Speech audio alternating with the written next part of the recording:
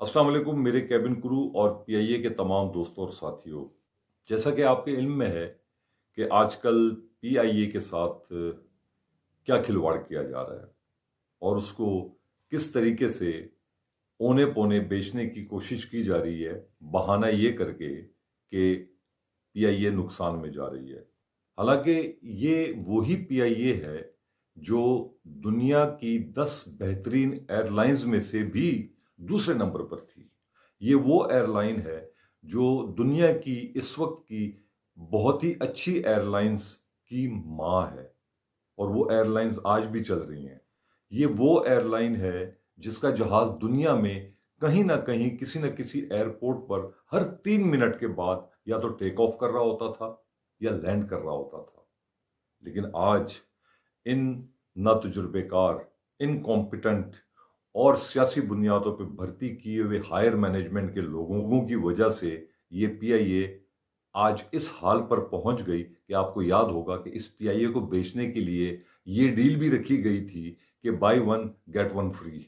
शर्म आनी चाहिए इन लोगों को, जिन लोगों ने इस पीआईए को इस हाल तक पहुंचा दिया। आखिर ऐसा क्यों हुआ? वो वजूहात क्या हैं जिसकी वजह से आज पीआईए इस हाल को पहुंची? इस पीआईए की सबसे बड़ी और बुनियादी वजह जो इस हाल की है या इसके इस पीआईए में सियासी बुनियादों पर उनकी वफादारियों के एवज पीआईए उनके हवाले की गई। हालांकि उनका एयरलाइन चलाने का कोई तजुर्बा नहीं था, लेकिन उनसे किसी से भी नहीं पूछा गया। सजा पीआईए के मुलाजिमीन को दी जा रही है। आज तक पीआईए की हायर मैनेजमेंट में उन लोगों में से किसी से भी पूछा गया कि आपने पीआईए का यह हाल क्यों किया? सिर्फ मुलाजिमीन उन लोगों के पीछे पड़ जाते हैं और कहते हैं जी मुलाजिमीन ज्यादा हैं। पीआईए के मुलाजिमीन ज्यादा नहीं है, मैं यहां लंबी बहस में नहीं पढ़ना चाहता। आप दुनिया की बड़ी बड़ी एयरलाइंस को उठा के देख लें, उनकी सैलरीज का पैकेज देख लें, उनकी परसेंटेज देख लें, पर एयरक्राफ्ट उनका रेशो देख लें और कोर डिपार्टमेंट्स देख लें। आप पीआईए के कितने कोर डिपार्टमेंट्स हैं और उनके कितने कोर डिपार्टमेंट्स हैं, उनको देख लें। आप वो रेशो निकालेंगे तो आपको पीआईए के मुलाजिमीन का पेट काटना मिलेगा कि वो पेट काट काट कर इस एयरलाइन की खिदमत कर रहे हैं। और जहां तक पीआईए के मुलाजिमीन की बात है, ये इन जब दूसरी एयरलाइंस में जाते हैं तो उनको हाथों हाथ लिया जाता है। उसकी वजह यह है कि इन जैसे कॉम्पिटेंट मुलाजिमीन, इन जैसे मेहनती लोग दुनिया की किसी भी एयरलाइन में नहीं हैं। आप हमारे टेक्निकल लोगों को देख लें, आप हमारा कैबिन क्रू देख लें। हमारा कैबिन क्रू दुनिया का बेहतरीन कैबिन क्रू है जो इस किस्म की वर्किंग कंडीशंस में, इन बुरे हालात में फ्लाइटें उठा रहा है, पैसेंजर्स की खिदमत कर रहा है और बिल्कुल लेस फैसिलिटेशन में। और उसके बावजूद ये पैसेंजर्स को फेस करते हैं और पैसेंजर्स को जो है वो मुतमईन करते हैं और उसके बावजूद भी दुनिया की बेहतरीन कैबिन क्रू कहलाते हैं। ये है वो कैबिन क्रू। इसी तरीके से पीआईए के मुलाजमीन, चाहे आप कप्तानों को देख लें, चाहे आप इंजीनियर्स को देख लें, आप टेक्नीशियंस को देख लें, आप हमारे ग्राउंड स्टाफ को देख लें, आप हमारे ट्रैफिक स्टाफ को देख लें, आप हमारे दूसरे मुलाजमीन, कैटरिंग वगैरह, ये सारे जो किन हालात के अंदर आप लोगों की, इन हुकूमतों की जो नाखलफियां हैं, इन लोगों की जो कोताहियां हैं, हाईवे और सिर्फ अपनी जेबें भरने के लिए एयरलाइन के अंदर आते हैं, चाहे वो कोई भी हैं, चाहे वो फौज से ताल्लुक रखते हैं, चाहे वो प्राइवेट सियासी बुनियादों पर यहां आते हैं। उन लोगों को देख लें आप, सिर्फ उन लोगों ने अपनी जेबें भरी मगर इस एयरलाइन के लिए कुछ नहीं किया। हालांकि ये एयरलाइन जिन बुनियादों पर बनाई गई थी शुरू के ज़माने में, नूर खान के ज़माने में, इसकी बुनियादें इतनी मजबूत हैं कि ये अब भी अपने पैरों पर खड़ी हो सकती है अगर इसको तरीके से चलाया जाए। इसके लिए कॉम्पिटेंट किस्म की मैनेजमेंट दी जाए जो प्रोफेशनल हो, जिनको पता हो कि एयरलाइन किस तरीके से चलती है, जो मुलाजिमीन के साथ एक रब्त रखें, जो एक ब्रिज रखें। और जिस तरीके से नूर खान ने किया था, नूर खान ने पीआईए को किस तरीके से तरक्की दी थी? नूर खान ने तमाम डिपार्टमेंट्स के रिप्रेजेंटेटिव्स को, एसोसिएशंस और यूनियंस को बुलाकर उनको बिठाया आप लोगों के मशवरों पर, और आप लोग मुझे बताएं कि किस तरीके से इस एयरलाइन को तरक्की दी जा सकती है।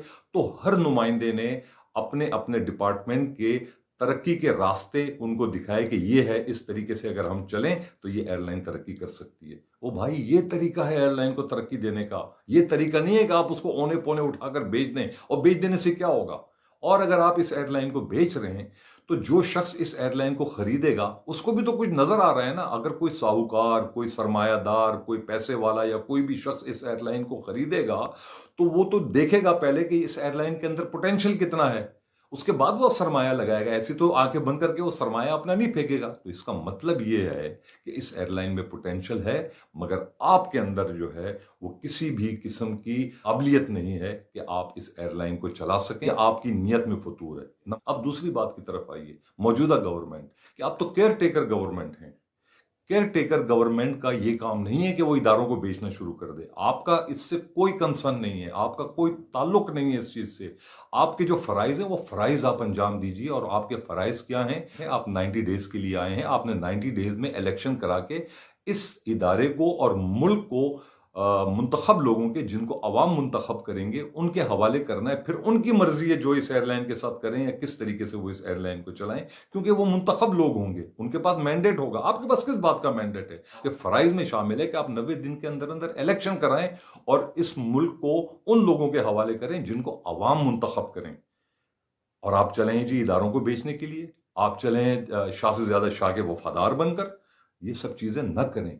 आप अपने इन चीजों से पीछे हटिए और अपना वो काम कीजिए जिसके लिए आप आए हैं। यहां पर आप मुंतखब नुमाइंदे नहीं हैं, आप मेरे या पाकिस्तानियों के वोट से नहीं आए हैं। तीसरी बात यह है कि मैं अपने एयरलाइन के नुमाइंदगान से, जो मुलाजमीन के मुख्तलिफ डिपार्टमेंट्स के नुमाइंदगान हैं, मैं उनसे बात करना चाहता हूँ। आप लोगों से ये रिक्वेस्ट है, देखें, हमें एक प्लेटफॉर्म पे दोबारा आना है।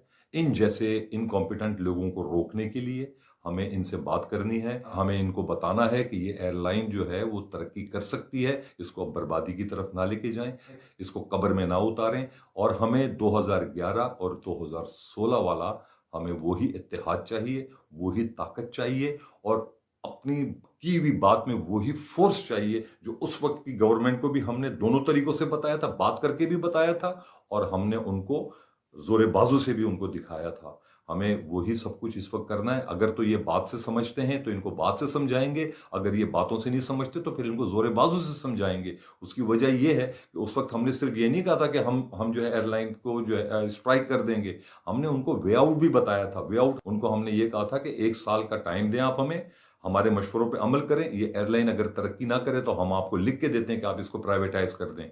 नंबर 1। नंबर 2, हमने उनको way out way forward committee ने ये चीज बोली थी कि अगर आप इनको दूसरे मुलाजमीन को, दूसरे लोगों को, साहूकारों को बेचना चाहते हैं तो आप इसे पीआईए के मुलाजमीन को बेच दें। पीआईए के मुलाजमीन इस एयरलाइन को खरीद लेंगे और इस एयरलाइन को देखें फिर किस तरीके से तरक्की की राह पर गामजन कर सकते हैं। तो रास्ते बहुत सारे हैं। आप पीआईए के मुलाजमीन का, पीआईए का और पीआईए की वजह से पाकिस्तान का मुस्तकबिल जो है, जो पीआईए पाकिस्तान का मुस्तकबिल है, इसको बर्बादी की तरफ ना लेके जाएं। आखिर में मैं पीआईए के मुलाजमीन, अपने साथियों, अपने कैबिन क्रू साथियों, आप दुआ करें और इंशाअल्लाह ताला हम अपने अपने लेवल्स के ऊपर कोशिश करेंगे कि हम हुकूमत वक्त को समझाने की कोशिश करें, उनको ये चीज़ बताएं कि असल पीआईए हम हैं और हम ही वो लोग हैं जो आपको इस एयरलाइन को तरक्की की राह पर गामजन करने का तरीका बताएंगे। लेकिन अगर आप हमें कॉन्फिडेंस देंगे, हम पर एतमाद करेंगे और हमारे मशवरों पर हायर मैनेजमेंट अमल करेगी तो ये एयरलाइन इंशाअल्लाह ताला 1980 की दहाई वाली एयरलाइन बन जाएगी। और ये बन सकती है, ये मैं आपको ये यकीन दिलाता हूं कि ये एयरलाइन उसी तरह, उसी तरक्की की राह पर गामजन हो सकती है अगर आप ईमानदाराना तरीके से, नेक नियति के साथ और प्रोफेशनल मैनेजमेंट देकर इंशाल्लाह ये एयरलाइन उसी तरह तरक्की की राह पर गामजन होगी और पीआईए का जो झंडा है वो इसी तरह सारी दुनिया में लहराता रहेगा इंशाअल्लाह ताला।